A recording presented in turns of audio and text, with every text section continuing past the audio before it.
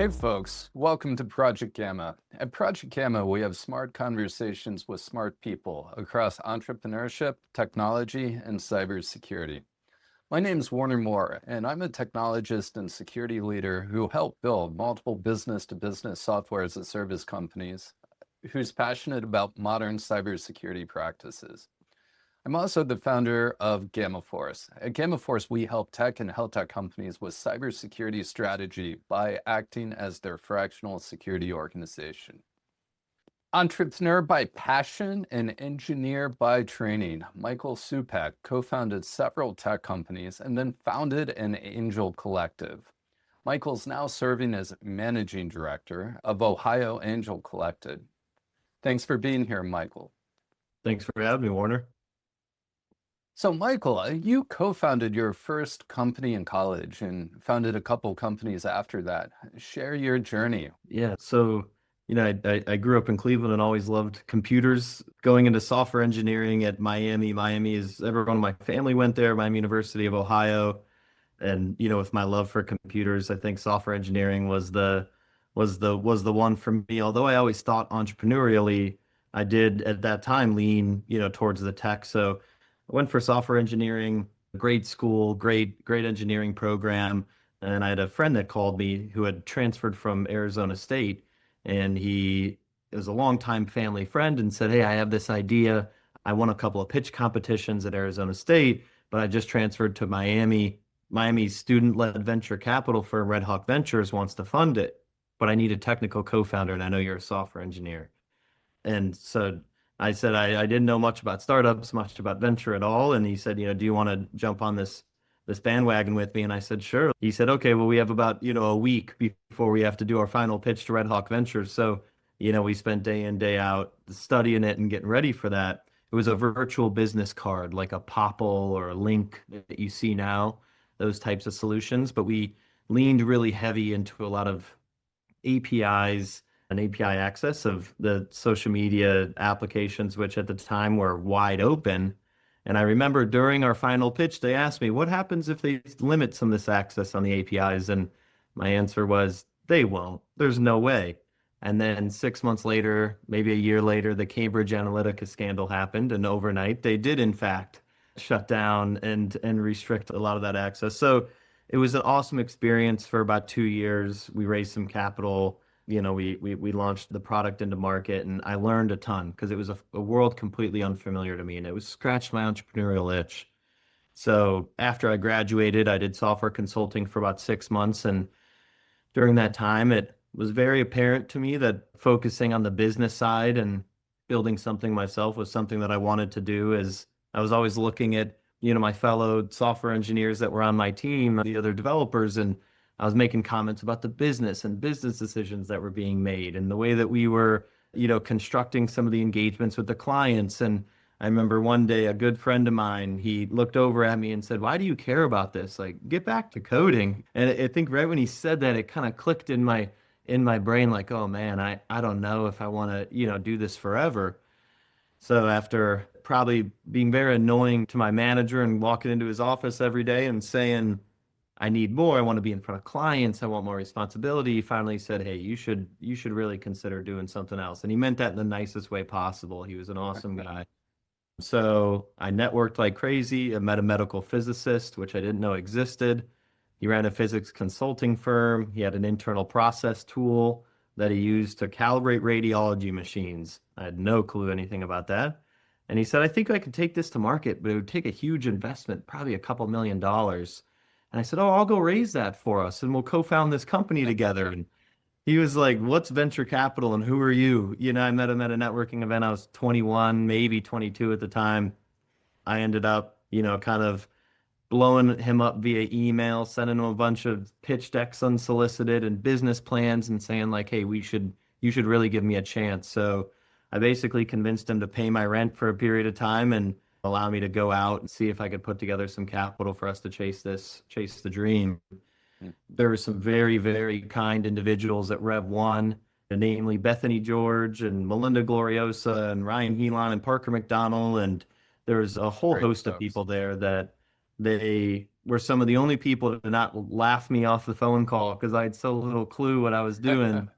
They coached me for a while and ultimately led to Rev One leading the round. Tamarind Wow. Hill and some other Ohio-based investors came in. It was an amazing experience. So me and Brian Murray, my co-founder, we built that company together and had a great time doing it. I ultimately got to the point where I wanted to kind of take on the 0 to 1 journey again after about 3 years. I met a few folks that were building semi-autonomous ultrasound machines, Aaron Crooks and Jeffrey Toady. Joined forces with them and had a bunch more great experience doing that and getting non-dilutive capital and SBIRs Hmm. and the I-Corps program. I did a clinical immersion at Orlando Health. But ultimately, all that led to a conversation I had with a gentleman named Will Zell, founder of Asset Watch. He asked me, "What do you like to do? And all this experience you have, what do you like to do?" I said, "I love to fundraise." And he said, "You're nuts. You like to fundraise. It's usually the bane of most founders' existence."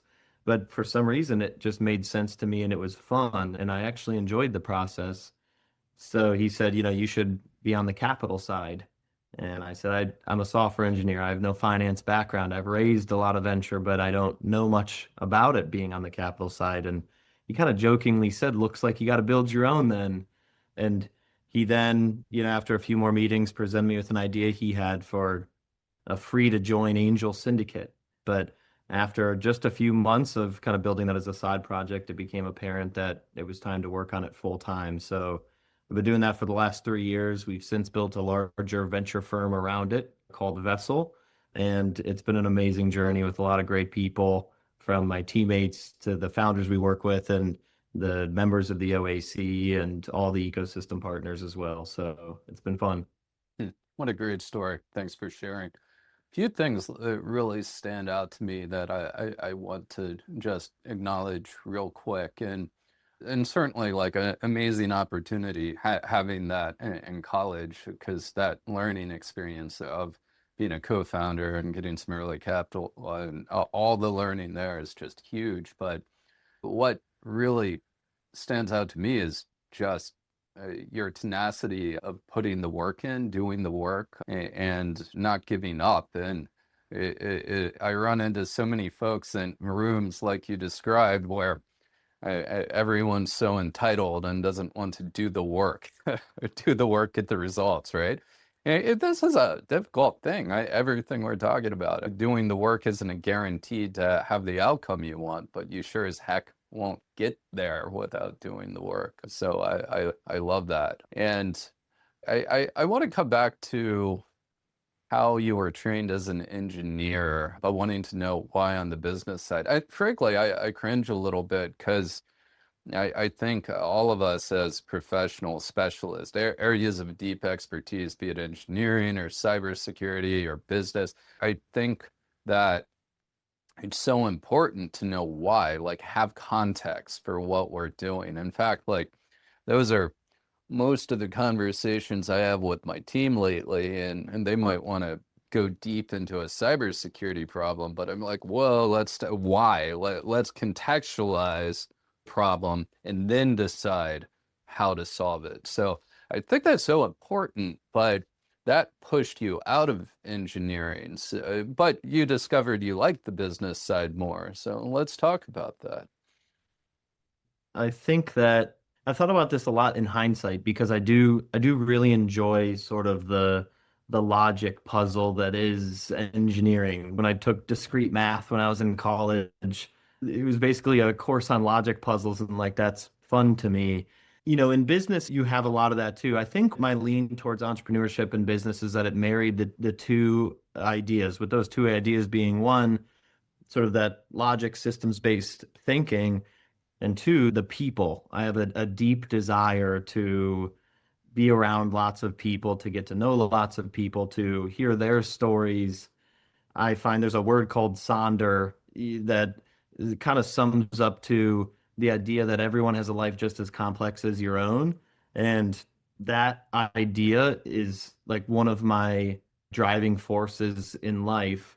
And this is going to sound goofy, but it's the reason that I love to yap with people when I'm standing in line at the grocery store. I cannot help but look at the person next to me and not just ask them how their day's going, but I want to know who are they, where are they from, what do they do, what drives them, what do they like, what do they dislike. Like that to me is my favorite thing ever. Business, you get to marry those two things. You get to kind of understand the downstream effects of the decisions you make, how that affects your bottom line, how that affects your team, how that affects the productivity of the business. And two, all the people, whether that be your customers or the members of the team.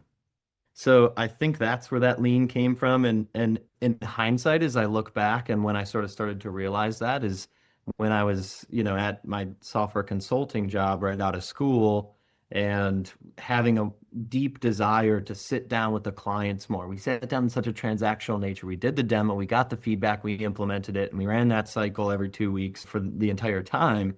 And that was fun, but I wanted to go to dinner with the client and sit down and really understand, like, okay, I understand that you want the UI to look like this, and this is the data that goes in, and this is the output that you want. But why? What's going on in your business? What if there are unknown unknowns that they're not considering? I wanted to go so much deeper, and I trusted that we had members of our team that were going out and eliciting those requirements and having those conversations. But I wanted to be part of those. I wanted to know why we were building what we were building. And that always, sort of comes back around to a bit of first principles thinking, which my partner Will Zell, he hounds on constantly. If you know Will, you know that he is a very much so a first principles thinker, and he's taught me a lot about that. And it's just breaking it down, almost like a child asking why a million times in a row. That is what I find myself doing constantly. I want to get down to the foundation, and I want to understand really all the way down, because that there's so many layers to most issues that once you start to break them down, you might realize like, oh wait, we're starting to stack some incorrect assumptions, and a game of telephone almost starts to happen up the layers where the decision that you're making at the top that seems so logical on the surface really isn't the right one when you break it down to really what is the need that we're trying to address at the foundation. Yeah, I love what you say about people there. If it resonates with me, I've approached life that way. I like understanding people, hearing their story, and everyone has their own unique story, right? All my life. And I've had friends over the years that just didn't get it. And there are a lot of people who have no interest in other people's stories, but a lot of what I do and have done, it's because I like people. I genuinely like people, so that really resonates with me. What I do want to talk a little bit more is systems thinking, and we're talking about business and entrepreneurship and going from technology or engineering to that. And for me, I'm a technologist, but I find business really interesting, in part because people and humans are one of the more complicated things in our world, and business is something that's a complex system where we have limited control of the inputs and outputs. So good luck with that, right? Resilience is important. So how does system thinking come up with the work you do? So with the work that we do now, it's at a surface level, it is simple. You find great companies and you find great investors, and we bring those deals to our investors and allow our investors to invest in those deals. But as you start to break that down, it becomes much more, especially with the problem that we're, specific to what we're doing now, especially with the problem that we're trying to solve, which is there are a massive amount of accredited investors, folks who are eligible according to the SEC to invest in startup companies. So in There's over Ohio, 27 million millionaires in the United States. And that's I that's a conversation I have with a lot of entrepreneurs, but if we step back and think about that and how it affects markets, things we do, it's nuts, right? There's a reason why lounges at airports are getting crowded. It's because of things like that. But please. for sure, without a doubt. And a lot of those folks, made their wealth building something. And it's not just about there's 100 different things I want to say on this topic, but there's just as much as we want to encourage those folks to invest in the next generation of innovation. We also want them to, we don't just want them to invest their dollars, but their experience as well, their knowledge, their mentorship, their expertise, what they've learned about their industry, what they've learned about building a business and the difficulties that, that entails. So that's a really special thing. And so going back to your initial question around, how does systems thinking apply to business? For what we do now, it's just it's a cascading effect of when you really start to pick apart some of the deals that we work on. There needs to be co-investors in the round. We only write a portion of the check into the round. Who are the rest of those investors? Well, there's only so many firms in Ohio that invest in these companies, and they all have different theses. So once we sort of tap the network in Ohio, are there ones in other states? Well, how do we attract more capital to Ohio? How do we grow the angel collective? How do we educate our members? How do we educate founders? We do about a deal a month, but so that's 12 deals a year. But what about the other hundreds of companies, hundreds of great founders that are really building something? You start to realize like, oh, wait, there's a massive opportunity here. There's members of our team that probably get annoyed with me as I can't control sort of the vision that when we attack a small problem, I can't help but think about the system as a whole and the cascading effect that a decision has across the entire business. But I'm always considering that, how do we have this all-encompassing sort of machine that is making founders better, educating them on what they need to know? How do you educate investors or potential investors more, show them what's going on, bring in potential customers and big corporates and the universities and the state government, and it all works in this big machine of pre-existing relationships, non-existing relationships, and capital and knowledge. It becomes really interesting. That systems thinking has helped me a lot in sort of breaking it down. Like, okay, I have this innate desire to think a little bit bigger than I need to most of the time. But when I start breaking them down into components and saying like, okay, every component has an effect on another component, but do I really need to leave this box right now? Is that kind of a good use of my priority of time?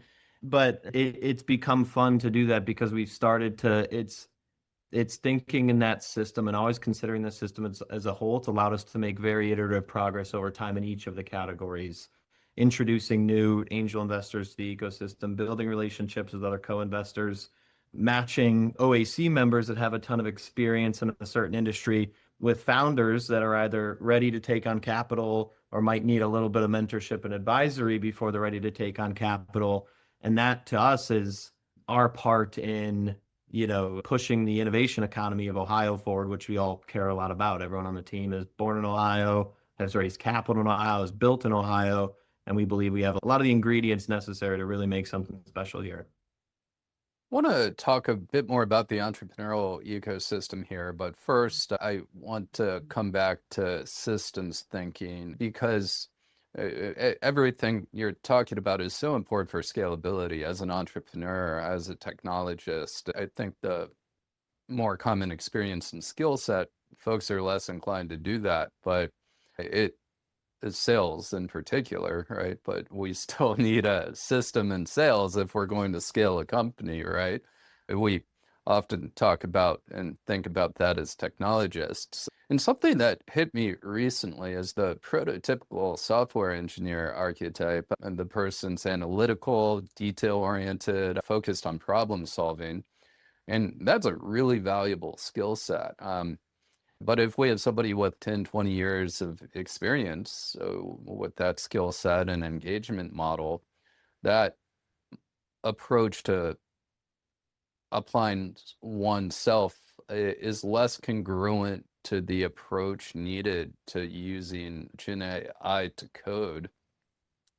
And to me, like using GenAI to code, of course, need the experience to apply it and make it most impactful, but that's really more of a systems thinking type of skill set. And I think we're part of the friction we're seeing in some professional circles is the archetype that was necessary to get to where they are now is not necessarily the approach that's needed to make the impact with the new tools, which is a challenge. Like if we're a CTO, we need to think about that. How do we empower our team to be most effective with the problems we need to solve now? And you as a systems thinker thinking about business problems, what are your thoughts about that, using GenAI to code and systems thinking? So I'll start off by saying that we have been considering this very heavily for two reasons, within our business, within the Ohio Angel Collective and our broader venture firm Vessel. One, because there's a massive opportunity to use it for internal process optimization.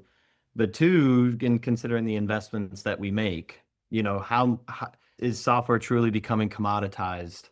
I mean, where we're at right now, did we really think we were going to be here a year ago? I remember a debate that we had amongst a bunch of venture capitalists about a year ago. We were wondering if the LLMs were ever going to allow, users to build on the application layer, like truly, kind of generatively build on the application layer. And there was a bunch of people at the table who were like, we're so far away from that. That'll never happen. The stuff that we are putting together was just lovable for like small internal process tools and now starting to become much larger process tools. And what I'm seeing other businesses do is crazy. But specific to your question, Warner, I do think that it very much so requires the ability to zoom out and think more about the architecture of how you want to solve a problem and the solution that you're building. So it's not just about, can you get down to the nitty-gritty and build this from a very specific sense, but you're able to do it so much faster now that you must have that ability to zoom out. And it's almost like it's moving the entire stack of a software team up in terms of level of detail, whereas do you really need to wait on the software architect of the team to really help you think about it? Is the software architect going to be responsible for thinking about the true architecture of the sort of archetype that we're used to in various positions in software development is changing rapidly? And do you see that, Warner, in your work and in the way that you're building teams now? So what did you look for in terms of ideal traits 5 years ago versus today? What are those biggest differences in the folks that you look for to be on your team?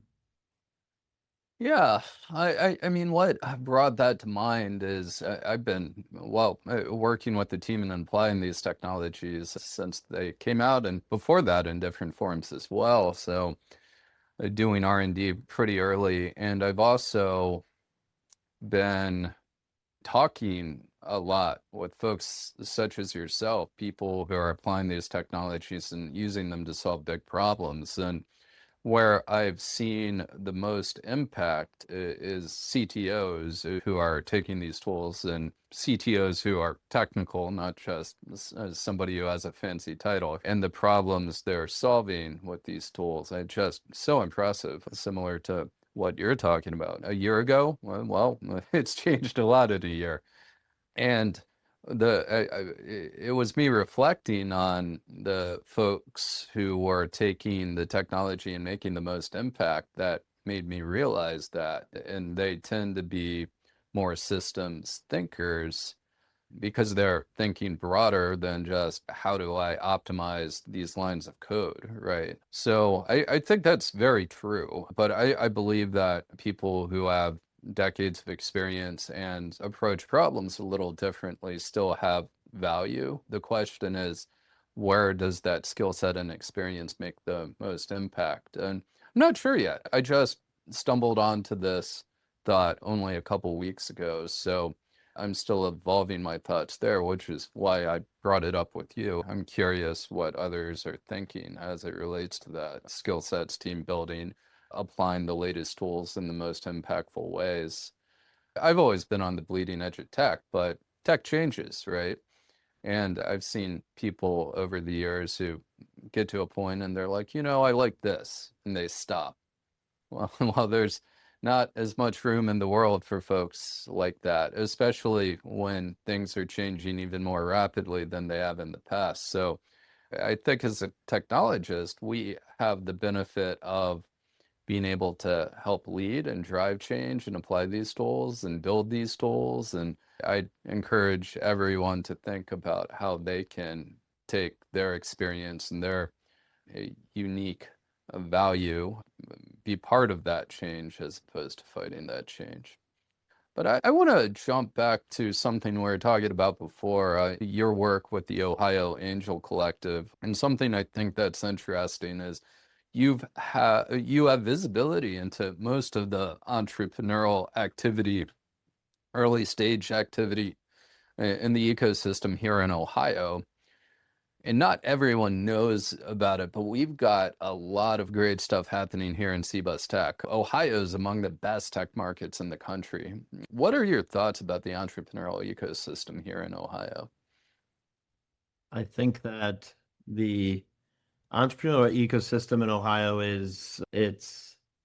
we have great people here. We have very smart people here. We have a ton of great universities that produce great talent, and great talent that comes from folks that, don't go to one of the local universities or any university for that matter as well.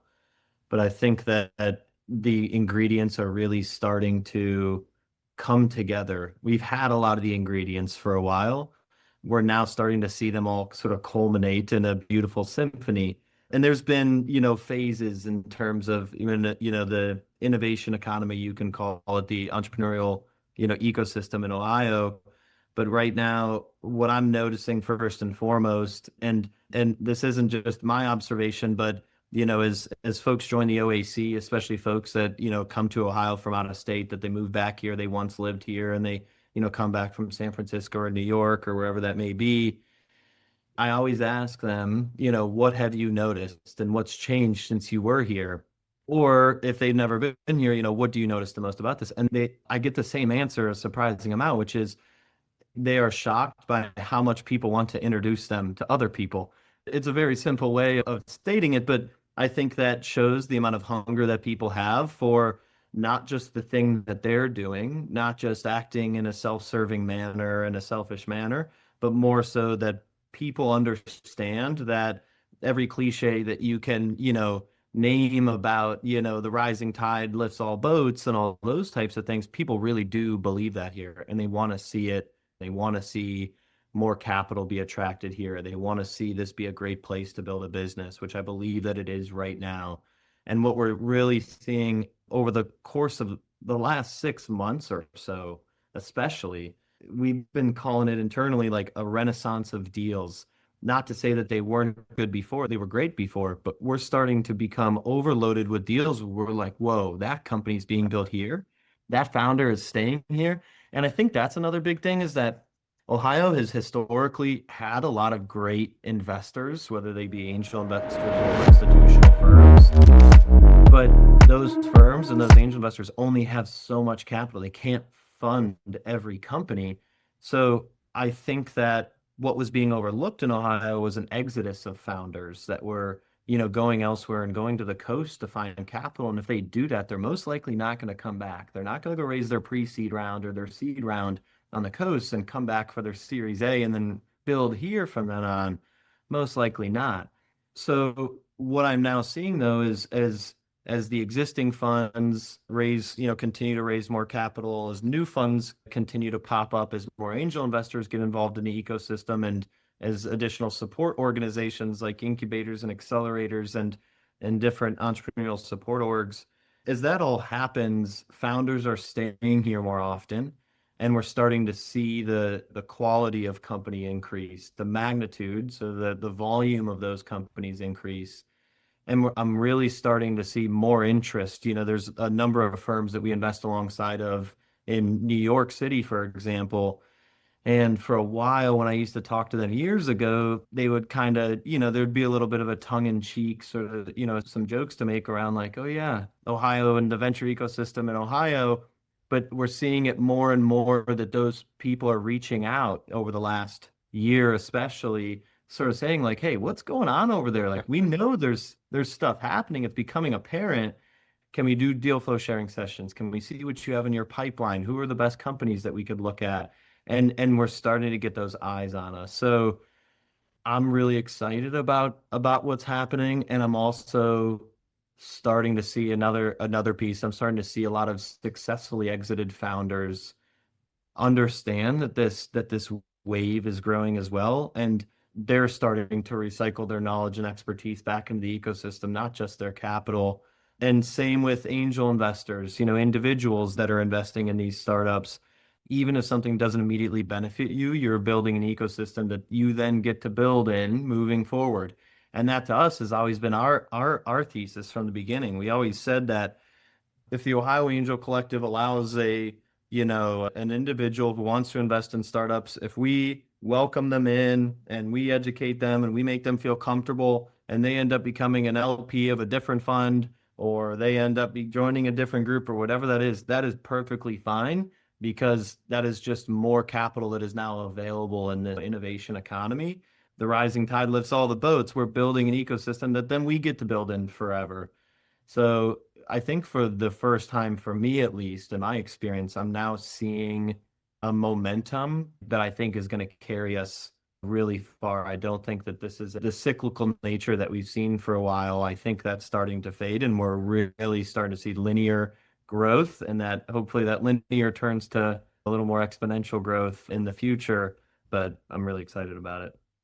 Yeah, I love it. A couple things stand out to me. One is anecdote, right? A 10-year overnight success. Every billion-dollar company, really any company of any meaningful success. It doesn't happen overnight. And the ecosystem here, it's been building and compounding for over 20 years. And it's building and compounding still. So and it's thanks to people putting the effort forth, the energy and the community. And that's one of the things I love that you're building and helping and curating, Michael, with Ohio Angel Collective and Vessel. And that's in something that it's easy to talk about, the mechanics of it, but the values are often under-recognized. We often refer to it as the Columbus Way. You talked and touched a few points there tactically in the intros that are made without expectation and pretty easily. And those things are unique to Columbus and unlike most other startup markets. And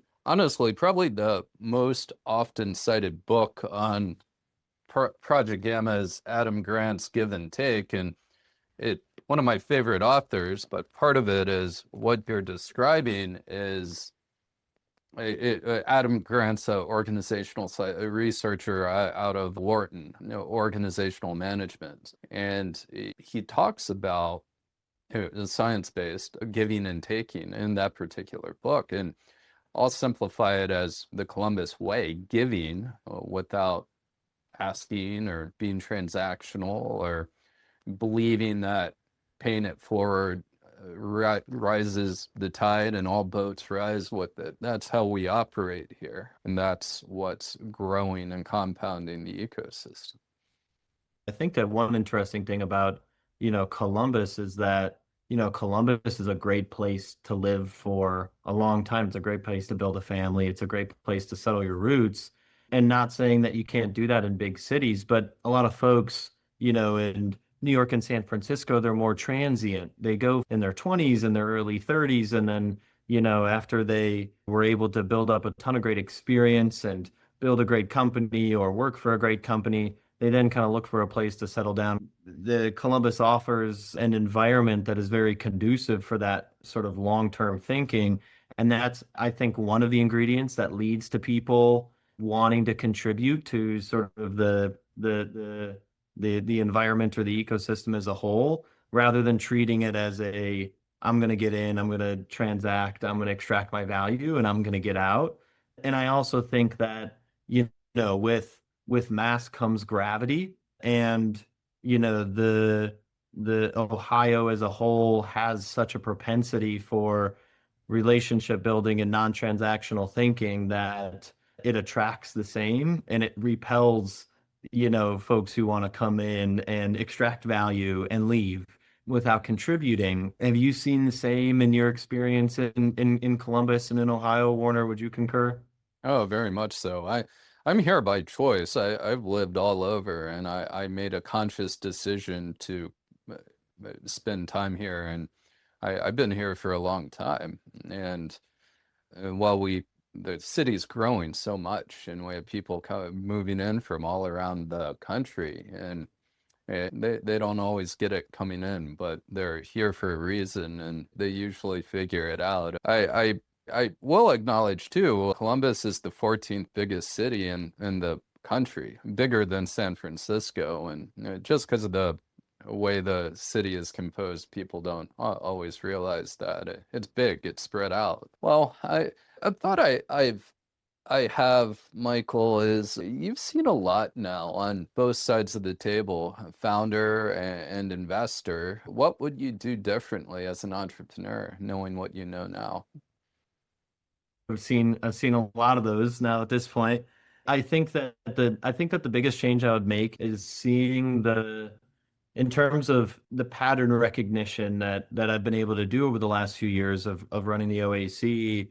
You start to see sort of the commonalities, the overlap in the Venn diagram for founders that are successful, that are really growing their companies. One of those things that stands out the most to me is a almost irrational bias for action. And I don't mean in a way where it's like put your head down and not paying any attention to anything around you and be a bull in a china shop. There's a level of calculation that you must have, but it's folks that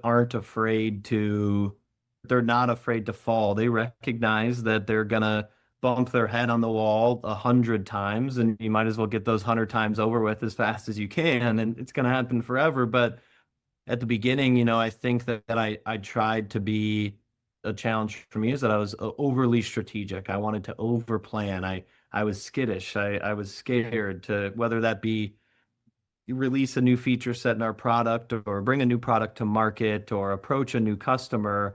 I let perfect get in the way of good far too often. And the founders that I see that are very successful are the ones that are getting out there and putting themselves out there. They're moving fast, breaking things, and they're not afraid to fail in public. And what that does is that you kind of run through that iteration, the feedback iteration cycle very quickly, and you get a lot of reps in. And we always say that, one of the things that we love to see in founders the most is they allow the market to tell them what the market wants. And that a red flag is that when a founder thinks that they know what the market wants more than the market knows what they want. So when you're doing that, when you have a bias for action, when you're running that feedback loop very quickly and iterating very quickly, and you're releasing the product before it's perfect, when you're talking to the big customer that is your North Star, that you talk to them earlier rather than later, you realize that it's far more important for people to see you iterate and improve rather than just wait till something's perfect and then deliver it to them. We love meeting founders early, far before they ever, are ready to raise capital, and we get to watch them like, what are you going to do over the next 30 days? Well, I'm going to do X, Y, and Z over the next 30 or 60 or 90 days. And then we get to call them back, or they call us back and they say, I did X, Y, and Z. Here's what I learned, and here's how I pivoted. And when we get to see that, then you can kind of extrapolate for the rest of the time. So if I was to go back, I think if I was going to sum it up in sort of one phrase, it would be, don't let perfect get in the way of good, and don't be afraid to fail in public. Warner, you've been a member of the OAC for a while. There was times when, we'll screw something up, we'll mess something up, and, we say, hey, this happened, we learned, this is what we're going to do better next time. And people have appreciated that so much more, rather than me kind of having this veil of like perfection that I try to curate, where everyone knows that it's not humanly possible. But, I think as I was building companies prior in my career, I would try to do that rather than be more human and let people see that human side of I'm doing my best and I'm learning, but I'm learning quickly and I'm iterating quickly and I'm going to get better quickly, and that's going to continue to happen forever. So that'd be the biggest thing I would apply if I was to do it again. Complex system where we don't control the inputs and outputs. Got to create luck. And that iteration, that bias for action, it's how luck is created. Well, thanks so much for being here, Michael. Do you have any closing thoughts or books or anything you'd like to share with our audience? Ooh, books. I'd say that one of the biggest books that made a difference for me is a book called The Compound Effect. The reading the Spark Notes is probably the most efficient way to do it because there's just a few big takeaways from that, and that, is, how much your actions, these really, really tiny decisions you make, how much those compound over time and how much of a difference those can make over time. Another is the Naval or the Almanac of Naval Ravikant. It is amazing. He talks about money and the psychology of it and not doing things as a means to an end and how to use money as a tool, and covers all these amazing sort of topics in and around that. Those are two that I really like. And Startup Communities by Brad Feld, around how to build a successful startup community. But what I really like is that he uses an example, the community that was built in Boulder, Colorado. He kind of tells the story of how that came to be. So that was awesome. And lastly, I'd say that, if you're a founder building something in Ohio, regardless of your stage or industry, I would love to meet you. I would love to help how I can, even if it's a deal that doesn't necessarily fit our thesis and what we would invest in. I will always do my best to get you connected to the right folks and try to move the needle for you.